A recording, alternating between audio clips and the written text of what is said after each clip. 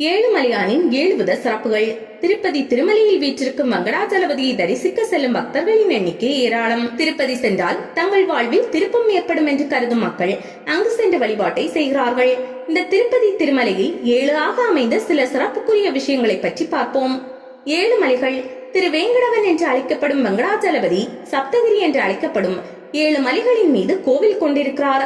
அந்த 7 மலையின் பெயர்கள் கருடாத்ரி, வருஷபாத்ரி, அஞ்சனாத்ரி, நீலாத்ரி, சேஷாத்ரி, வேங்கடாத்ரி, நாராயணத்ரி ஆகியவை ஆகும்.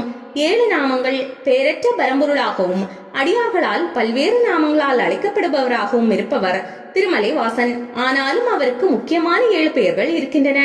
அவை ஏழுமலையான், திருவேங்கடமுடையான், திருவேங்கடநாதன், வெங்கடேசன், வெங்கடேஸ்வரன், சீனிவாசன், பாலாஜி ஆகியனவை ஆகும். 7 தீர்த்தங்கள். திருப்பதியில் உள்ள முக்கியத்துவம் பெற்ற தீர்த்தங்கள் 108 இருந்தாலும் அவற்றில் குறிப்பிடத்தக்கவையாக 7 தீர்த்தங்கள் உள்ளன.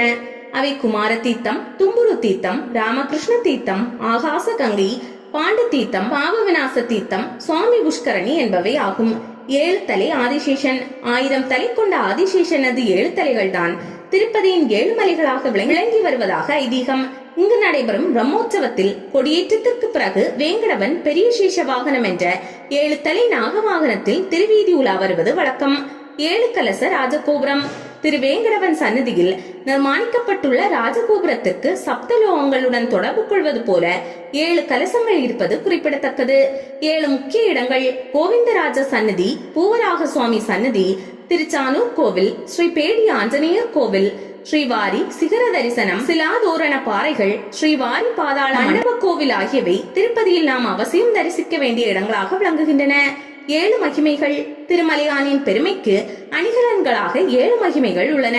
அவை ஸ்ரீனிவாச மகிமை, கஷேத்திர மகிமை, தீர்த்த மகிமை, பக்தர்கள் மகிமை, கோவிந்த நாமத்தின் மகிமை, பகுலாதேவியின் மகிமை, பத்மாவதியின் மகிமை ஆகியவை ஆகும்.